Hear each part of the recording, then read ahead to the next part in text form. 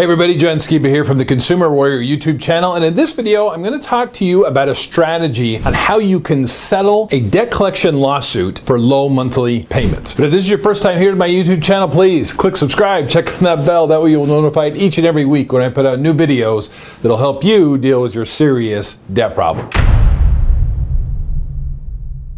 All right, so this video, I want to talk about, if you've been actually sued by a debt collector or one of your creditors, credit cards, medical bills, whoever it is, but you actually have a lawsuit pending against you and you're looking for a way to settle it. It can be difficult to settle those types of claims once they get advanced, particularly if they have a judgment or if it's leading up to a judgment. And so I want to give you a strategy that can be very helpful to try to get it resolved, but not only get it resolved, but be able to do it with small monthly payments. Because often what these creditors or the debt collectors will do is they'll reach out to you and they say, yeah, we'll settle this lawsuit, we'll get this thing to go away, but we want 70% or 80%. They want this big lump sum, which obviously most people don't have, otherwise they wouldn't have let it escalate to where it is. So if you're in a situation where you want to resolve it, you want to settle it, but you can only afford to make monthly payments on it, this is the strategy that you need to take. And that is, you need to offer to enter into what's called a stipulated judgment. Now, a stipulated judgment is where essentially you say, look, debt collector, you've sued me, your whole goal is to get a judgment against me. I'm going to save you all the work. We're going to jump right to the end, and I'm going to stipulate. I'm going to agree that have a judgment entered against me, but there's a catch. There's some terms that you need to have in that stipulated judgment that make it so it's not only beneficial for them, but it's beneficial for you. And so I'm going to give you 4 things that need to be in this stipulated judgment that you need to negotiate with the creditor to have in the document itself before you agree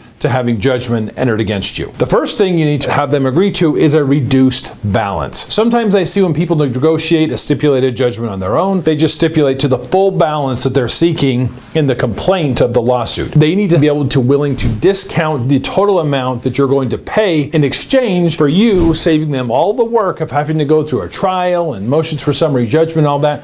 They need to discount the total amount that they're requiring you to pay. So I think that a good rule of thumb, if you're being sued, is about 70 to 80% of the total balance that you'll agree to pay over time in exchange for the stipulated judgment. So if they come in and say, hey, they want 100% of the total amount that they're seeking, don't agree to that. Tell them that they need to discount that. You are saving them time, you are saving them trouble and attorney's fees and everything else. They need to agree to a lower balance than what they're seeking in the complaint. Now, the second thing that you need to have in there is that there needs to be no interest. You need to have that in writing, not just assumed, but you need to have in there that no interest will accrue on the judgment while you're making payments on it. I can tell you I've seen horrible, just nightmare situations where people stipulate to judgment, they enter into these low monthly payments, but the interest is accruing at like 30%. And then people are paying these for years and years and years, and they come to me and they say, I've been paying this for 3 years. I don't know why the balance hasn't gone down. And it's because the monthly payment they're making is not even enough to cover the interest, and they actually owe more than when they started. So you have to insist on that there'll be no interest that will accrue as long as you're making the monthly payments on your stipulated judgment. Now, the third thing that needs to be in there is something that we call in the legal circles a covenant not to execute. They have to agree that as long as you are making the payments as agreed, that they are not going to do any type of collections on that judgment. They're not going to record it because that could act as a lien against real estate, against your home. They're not going to do any type of wage garnishment, bank levy. They're not going to call you on the phone. They're not going to send letters. They're not going to do anything.